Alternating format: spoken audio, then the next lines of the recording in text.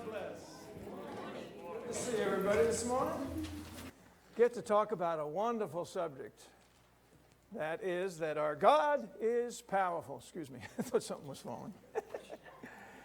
Exodus, please. Turn to Exodus chapter 7.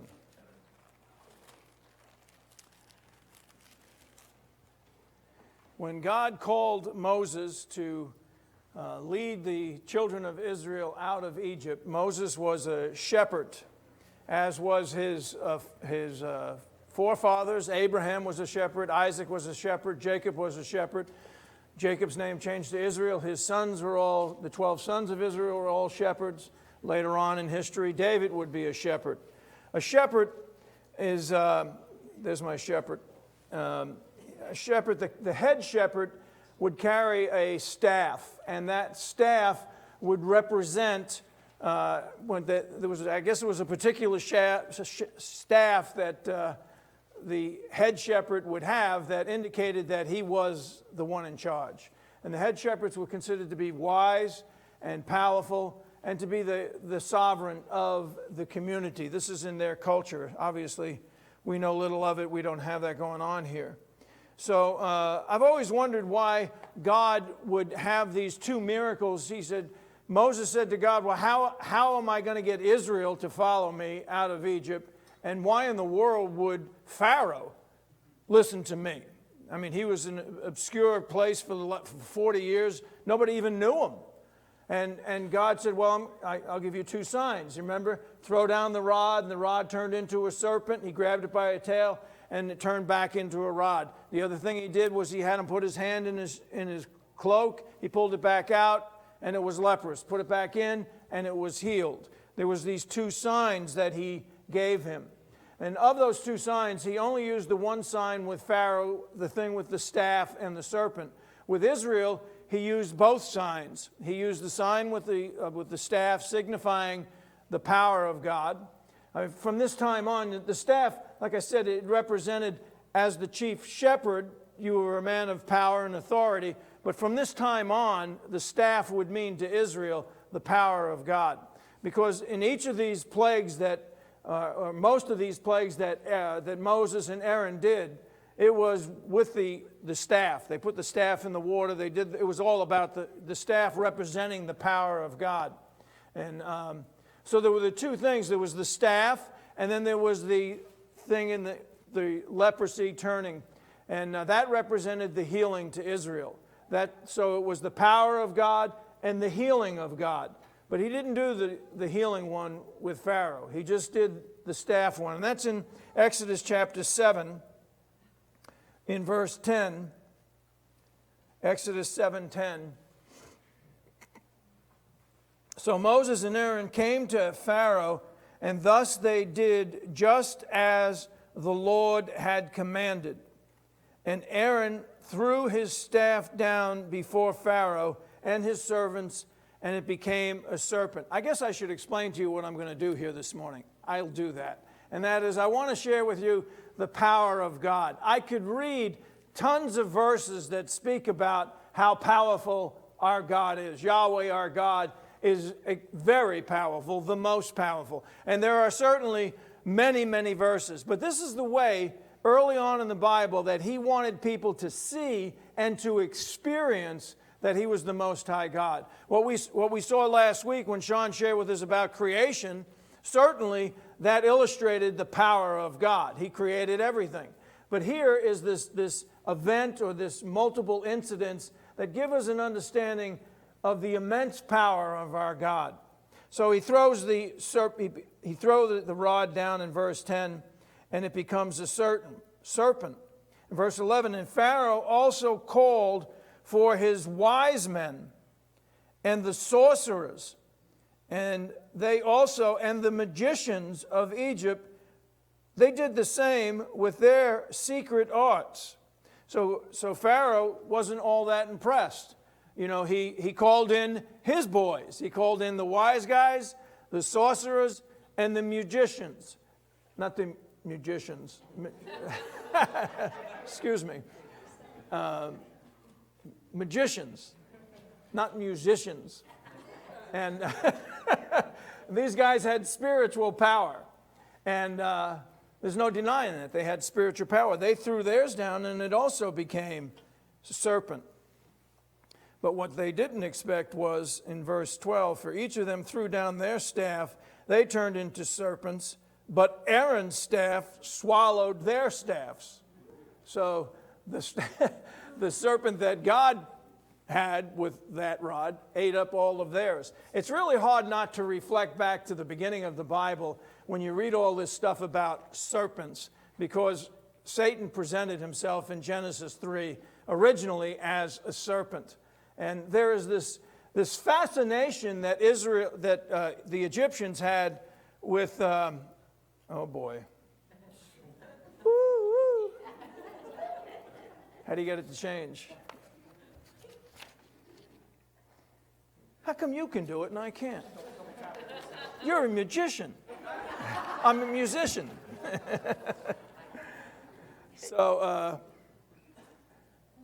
So what's this fascination with serpents? This is an illustration of Pharaoh, and you notice his hat, his headdress, right at the center of it is a cobra. It's a serpent. See, it had some great significance to Pharaoh and also to the people of Egypt. The golden cobra on Pharaoh's headdress was a symbol of his supreme rule of his power in Egypt. Pharaoh held absolute power in Egypt. He was the supreme commander and chief of the army and the navy. He was the chief justice of the royal court, and he was the high priest. That's three different things. We have a president who's the commander and chief, and then you have somebody who's the chief justice, that's a different individual, and then you have the religious, people who are responsible. Pharaoh's all of them. He's the supreme ruler. He is the chief justice. He is the high priest. He's the man. And this serpent on his hat was that thing that told everybody who he was. He was considered a god by the people. They worshiped him as God. And as we'll see in this record, he thought himself to be God. And he was thought to be the reincarnation of Horus, the ruler of this is the guy here, the god Horus, the ruler of the world of the living. He's this man holding a staff with a bird head or an eagle head. It looks like on top of his head it looks like the sun. But if you look closely, it's really not the sun, it's a snake. They got this thing with snakes. This Uroborus was what he had on the top of his head. This Uroborus is the snake head eating its own tail, which was a symbol of rejuvenation, eternity, and the endless cycle of the beginning and the end. So this wasn't just some not important thing what took place here. Right up front, God is letting Pharaoh know who's the most powerful. Pharaoh's attitude, I'm sure this is the way he came in. He comes in, he meets Moses and Aaron, and they're in their shepherd garb. He comes in with his hat on, with the cobra, and, he's got the knee things working, right, with the boots or whatever, and he's got the little skirt thing working, the shield, and he's got his rod. He comes in, I am Pharaoh! That's how the story begins. Now, as the story goes on, it ends up like this. I'm Pharaoh. Because he gets really wimped out as this goes on here. Actually, he ends up dying. I guess he didn't say much at that point. He thought himself to be quite a guy. Well, he thought himself to be God. And we're going to see that Yahweh puts things straight. Yahweh is going to absolutely humiliate Pharaoh, and not only Pharaoh, but all of the false gods of Egypt. And Egypt is, by the way, at this time in history, Egypt is the greatest nation in the world. And if you're the head of the greatest nation in the world, you're the greatest man or the most powerful man in the world. Egypt is known, it has everything. By the time that the plagues are all done, it has no vegetation, it has no trees, it has no livestock, it has no army, it has no wealth, it has nothing. It is totally annihilated because the gods of Egypt were going up against the one true God. And that did not fare well for them at all. Look at chapter 5. We're going to go backwards here a minute. In Exodus chapter 5, in verse 1, afterwards Moses and Aaron came and said to Pharaoh, thus says Yahweh, the God of Israel, let my people go that they may celebrate a feast to me in the wilderness. Let my people go that they may celebrate a feast in the wilderness. This is something that will be repeated throughout, where God, really what we're talking about is the Egyptian Pharaoh letting the people of God go so that they could serve him. And Pharaoh said, who is Yahweh? The word Lord, always in caps, is the word Yahweh. Who is Yahweh that I should obey his voice to let Israel go? I do not know Yahweh, and besides, I will not let Israel go. Then they said, the God of the Hebrews has met with us. Please let us go 3 days' journey. How many days? 3 days' journey into the wilderness, that we may sacrifice to Yahweh our God. Otherwise, he will fall upon us with pestilence and with the sword. This is the only time that Moses says, please. It's the last time that word's going to be used. And Pharaoh did not know who Yahweh was. Well, the fact of the matter is, nobody really knew who Pharaoh was. Why is this not working, Jerry? Double tap and it goes back to normal. And you can swipe.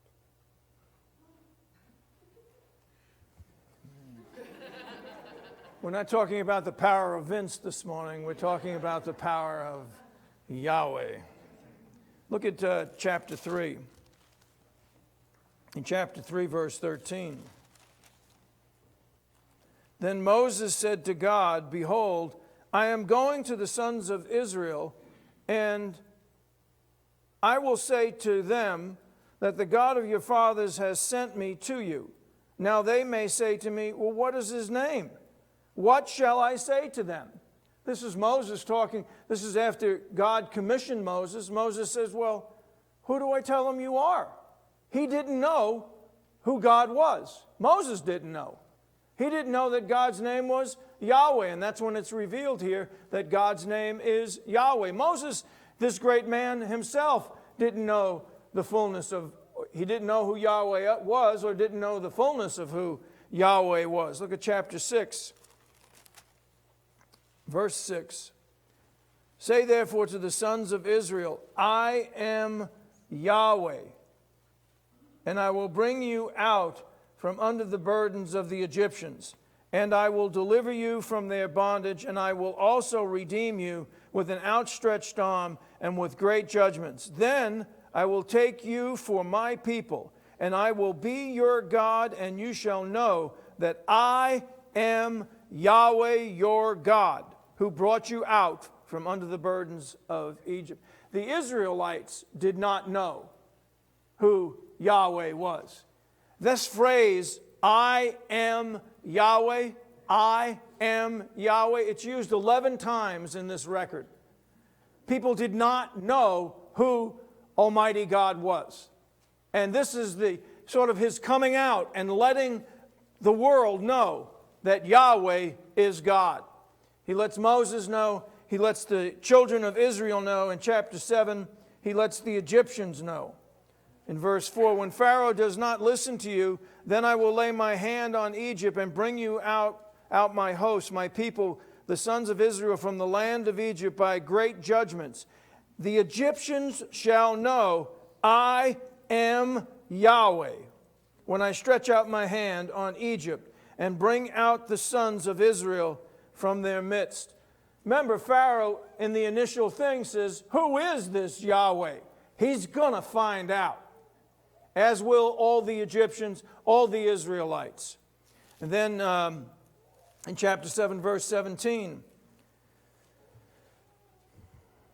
well, it's verse 14. Then the Lord said to Moses, Pharaoh's heart is stubborn. Verse 15, go to Pharaoh in the morning. Verse 16, you shall say to him, Yahweh, the God of the Hebrews, sent me to you, saying, let my people go, that they may serve me in the wilderness. But behold, you have not listened. Thus says Yahweh, by this you shall know, Pharaoh, you shall know, I am Yahweh. And that is repeated, as you can see up here on the chart, and also in your notes.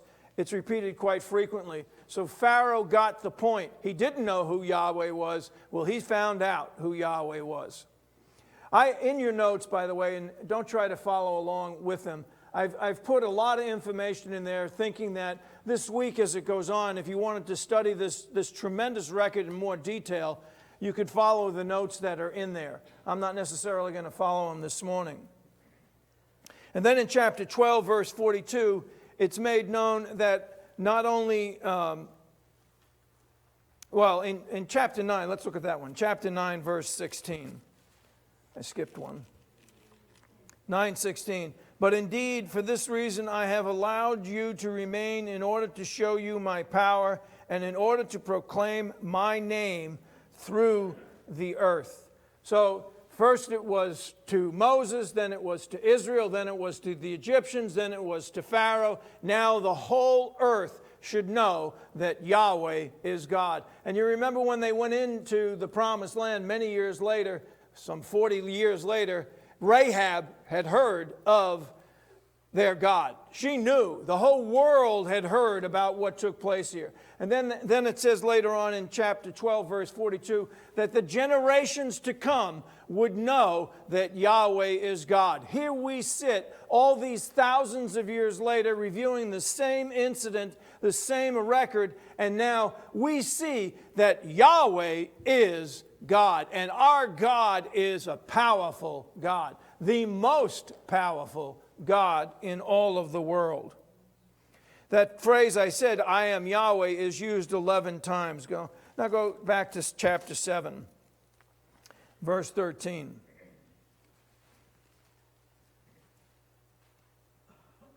And Pharaoh's heart was hardened.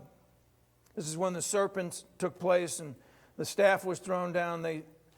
But Pharaoh's heart was hardened, and he did not listen to them as Yahweh had said. In the records here of these chapters as we read it, and again, I have it in your notes, 18 times that phraseology is used about Pharaoh's heart being hardened. Sometimes it says the Lord hardened his heart, Yahweh hardened his heart, and then some probably about halfway, it says that Pharaoh's heart was hardened.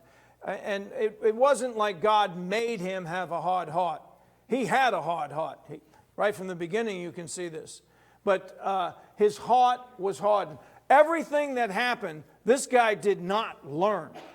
I mean, he moved. He started to get the idea that this God of the Hebrews was not like the gods of Egypt. But he never got to the place of completely humbling himself to be obedient to Yahweh. And again in verse 13, and Pharaoh's heart was hardened, and he did not listen to them as the Lord had said. Then the Lord said to Moses, Pharaoh's heart is stubborn.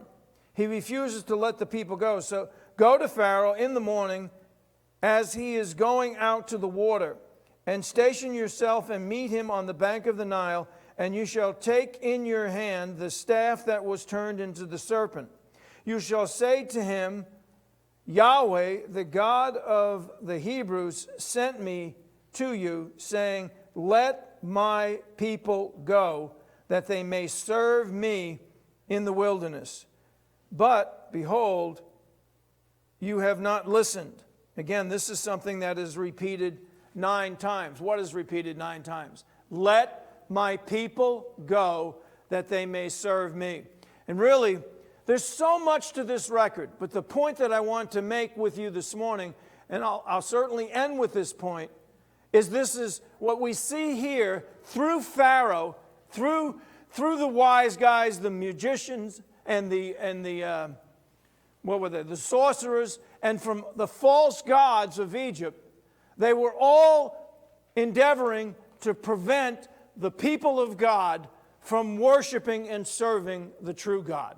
That's really what the storyline is about.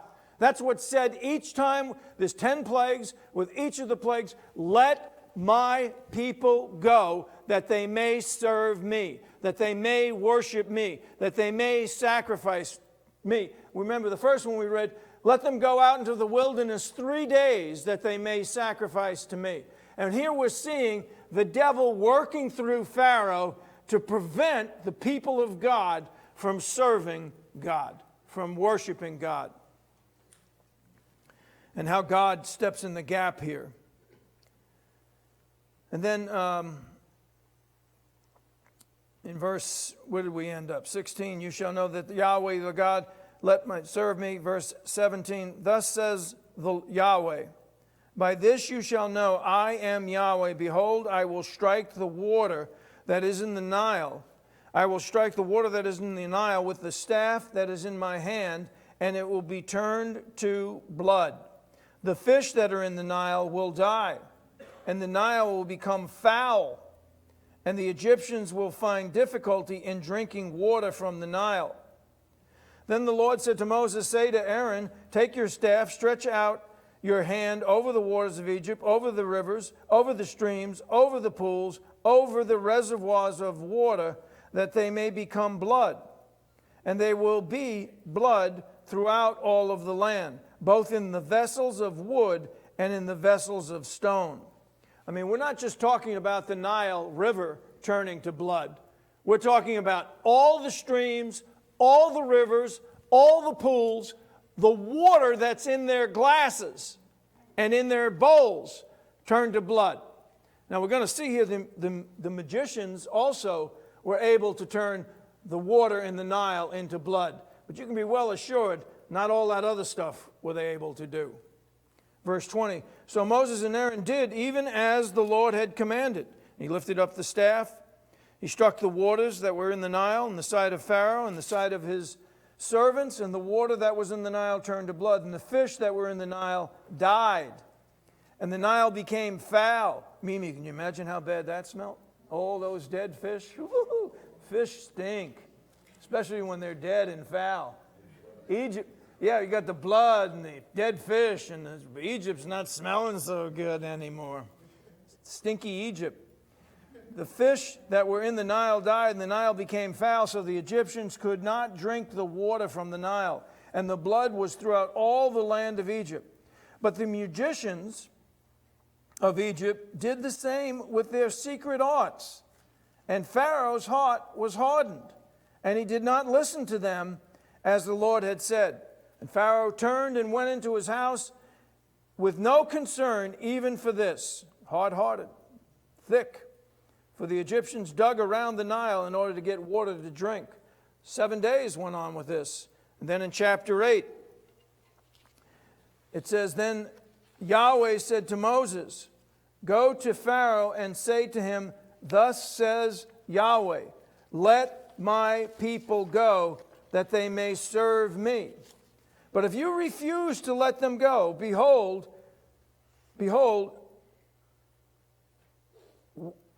I will smite your whole territory with frogs. The Nile will swarm with frogs, and they will come up and go into your house and into your bedroom and on your bed and into your houses and your servants and all your people and into your ovens and into your kneading bowls. So the frogs will come up on your people and all your servants. Then the Lord said to Moses, say to Aaron, stretch out your hand and your staff over the rivers, so the swarms and over the pools and make frogs come out of the land of Egypt. So Aaron stretched out his hand over the waters of Egypt, and the frogs came out over the land of Egypt. We got frogs everywhere. This is a direct attack. Now, I'm not going to go through this line by line with you, but you can look this up online. For each one of the plagues that took place, it was in direct confrontation to one of the false gods that were in Egypt. This particular god that we're talking about here, Haggit, is the goddess of fertility, the goddess of water, the goddess of renewal. She's quite an attractive god. For short, we call her Froghead. She's got the head of a frog. I mean, there's a god that's got the head of a frog. I don't know. Today, she looks like this.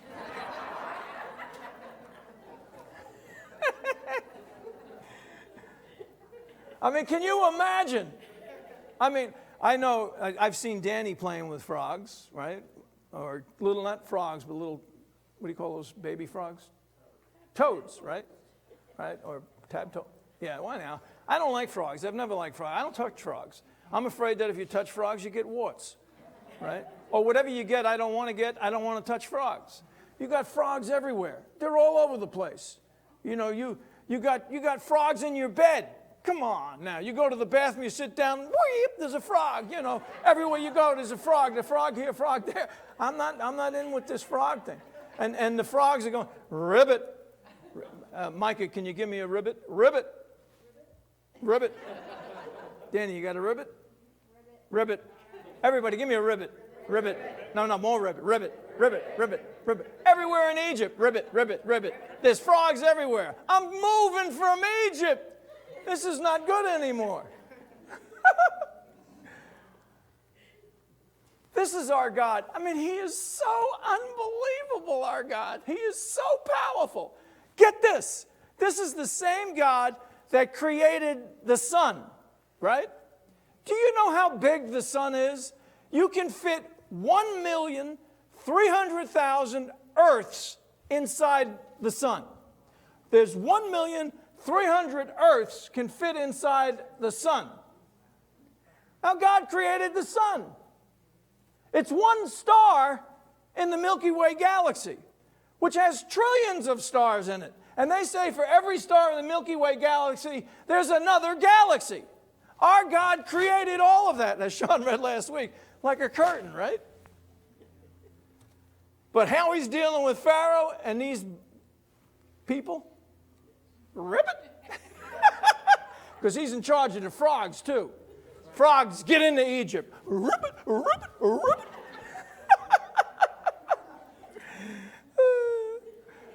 Our God is powerful.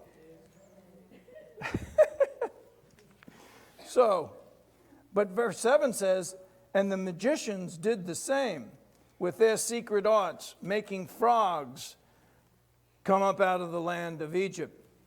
So they had some power too, no denying that. And Pharaoh called for Moses and Aaron and said, now check this out. Pharaoh called Moses and Aaron and said, entreat Yahweh that he remove the frogs from me and from my people.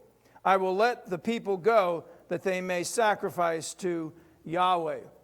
I'm sure he had already asked this girl here to help, but it didn't work.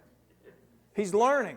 He said, could you ask Yahweh to get rid of the frogs?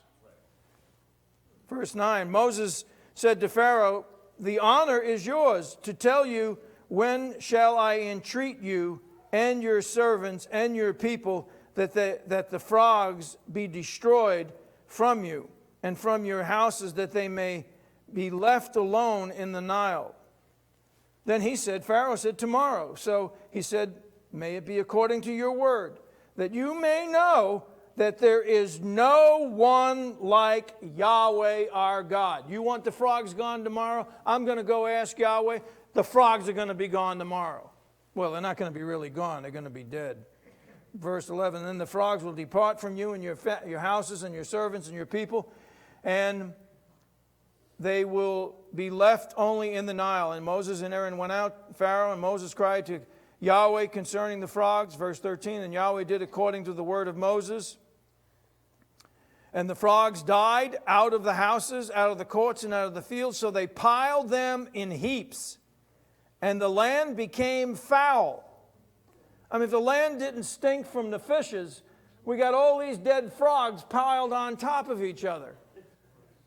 Property value is going down. Reminds me of Emporia. So they piled them in heaps, and the land became foul. But when Pharaoh saw that there was a relief, he hardened his heart and didn't listen to them. Very slow learner. Verse 16. Then Yahweh said to Moses, say to Aaron, stretch out your staff and strike the dust of the earth, that it may become gnats. And if you have my Bible, I have a little footnote.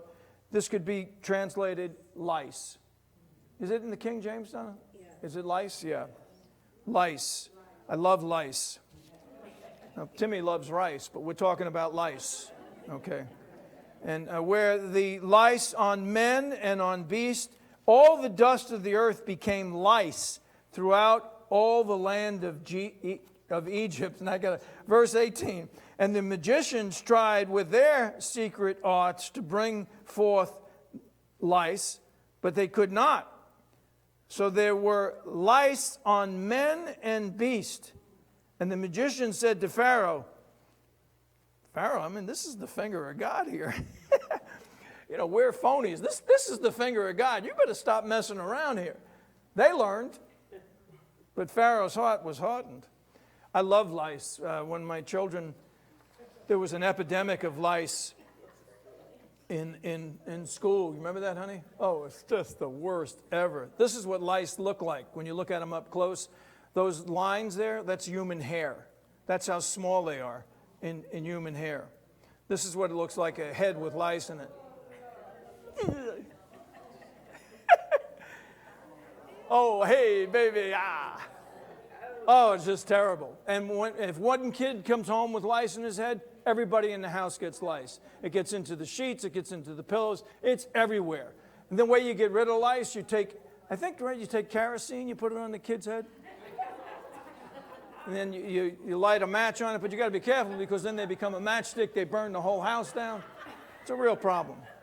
But no, I forget how they treated lice, but they got to comb it out with this really thin comb, and then you got to burn the lice.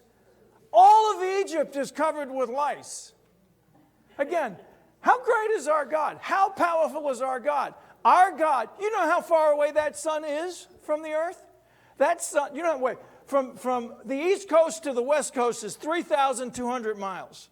3,200 miles if you go from from the east coast to the west coast. The sun is 95 million miles from us. What? We can't even begin to count. Well, our God created all of that, but our God's in charge of the lice too. Don't mess with our God. He'll get some lice on you. Do you ever have that lice in your home there with your girls? Oh, did any of you ever have lice?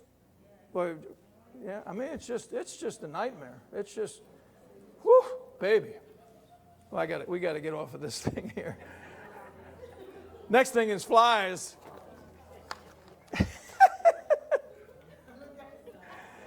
Before we look at the flies, verse 19, the magician said to Pharaoh, "This is the finger of God." But Pharaoh's heart was still hardened.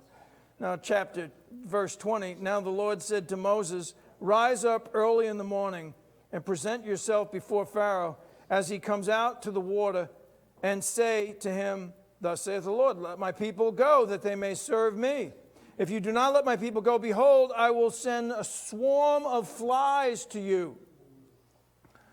I don't know about you, but you see this guy here? That's me. Have you ever sat down and tried to read, and you got the light on, and then there's a fly, and you start trying to chase that fly like this guy, you're chasing them all around? We got flies everywhere. I've lost my mind trying to kill a fly. Leave me alone. Isn't there somebody else you can have? Get out of here. This is a big world. Leave me alone. We got flies everywhere.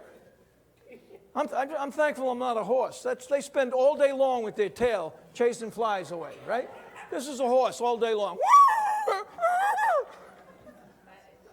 The whole joint's filled with flies.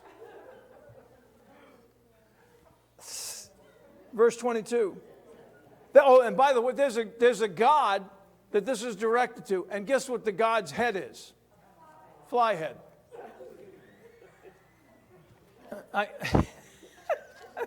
I couldn't find that God, but I did find these guys. This is some of the different gods, and we got the eagle head there. I don't know the second one. What's that? A dog head, and then we got another bird head, and then I get a horse head, and then we got another bird head, and then we got there's finally a woman's head there, right? They all got these animal heads, and they work. This is what they worship. This was their gods. The people that worshiped them, they were the butt heads, Pardon me, that was bad. But they're learning now the real God, the true God. It is comical when you compare these gods to our God who created the heavens and the earth, who divided the waters from the waters and created the expanse. That's the universe. That's our God. This was the false gods. Which one do you want to worship? Who has more power? Chapter 8, we did that, right? Where are we now? We looked at the flies. What comes up next? Well, I wanted to read this verse 22 to you in 8:22. But on that day I will send a part of the land of Goshen, where my people are living.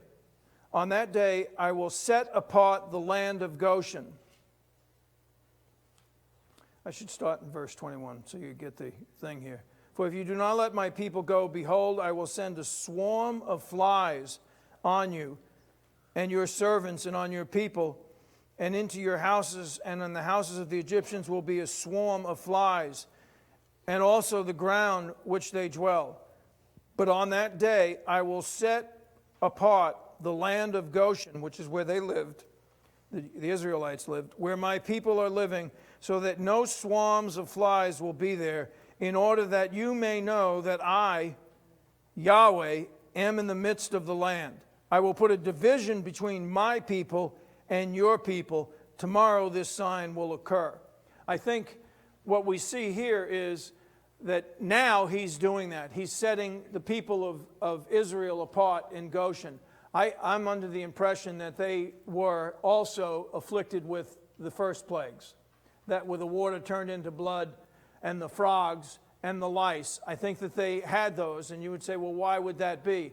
Because the Israelites were just as much believing in this nonsense gods, these false gods, as the Egyptians were. We all know that from our study of the Bible. When they left Egypt, who did they worship? Who did they keep on going back? The gods that got infiltrated into their hearts and their minds those hundreds of years they lived in Egypt. So they suffered, but then God said, that's enough. From now on, Goshen is going to be spared. And this is an example for us in the day when Christ comes back, we're going to be spared from the wrath of God, because now things are going to get bad. Before this, blood, water into blood, frogs, lice, bugs. Okay, now it's going to get really serious. So the people of God are going to be protected from it. The next plagues are the cattle die in chapter 9.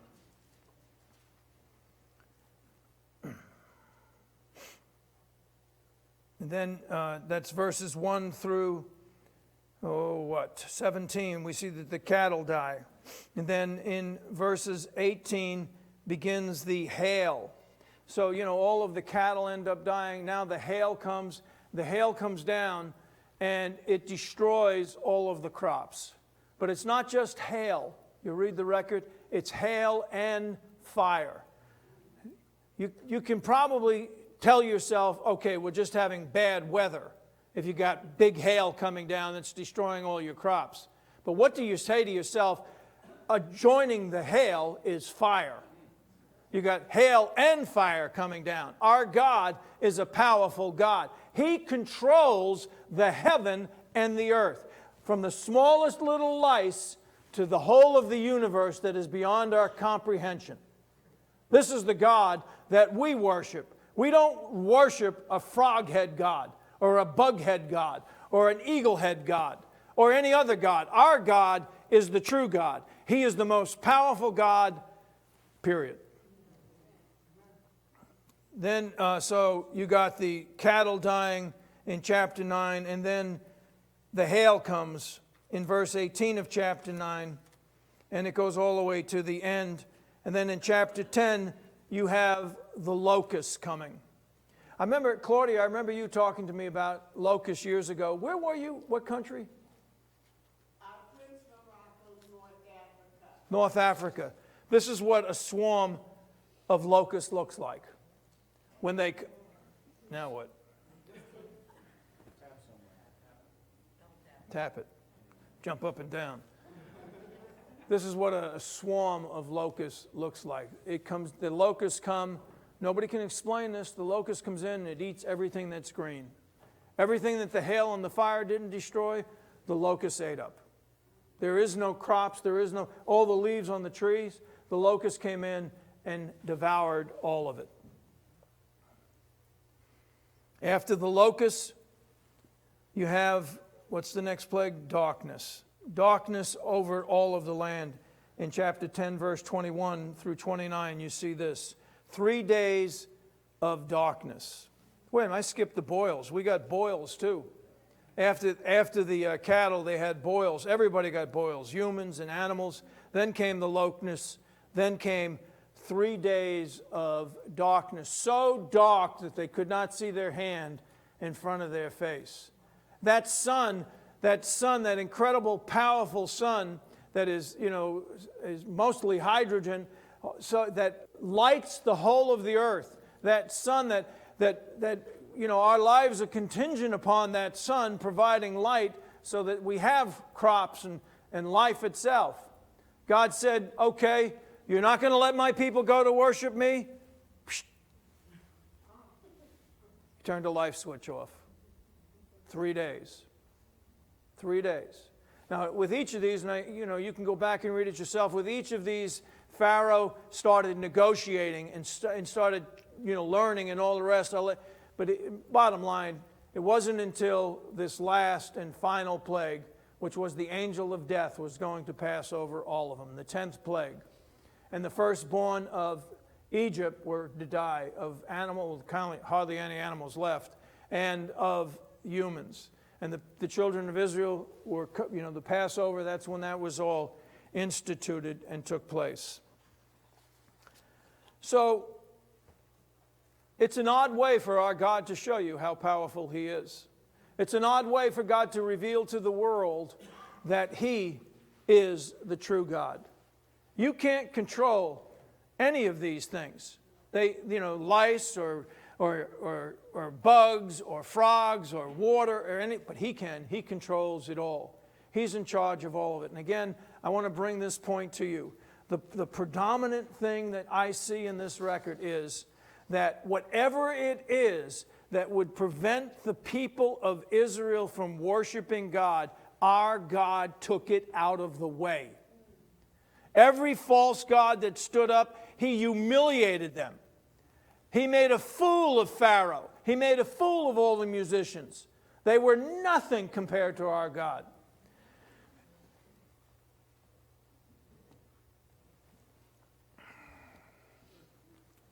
It says, what do we take away from what I'm saying to you this morning? Take this away with you. That whatever it is that is in your life that interferes with you serving your God, worshiping your God, giving sacrifice of your life to God, whatever it is, I understand it's bigger than you. I know that you've tried to quit. I know that it was too much for you to bear. But it is nothing for the God of heaven and earth. for the Most High God.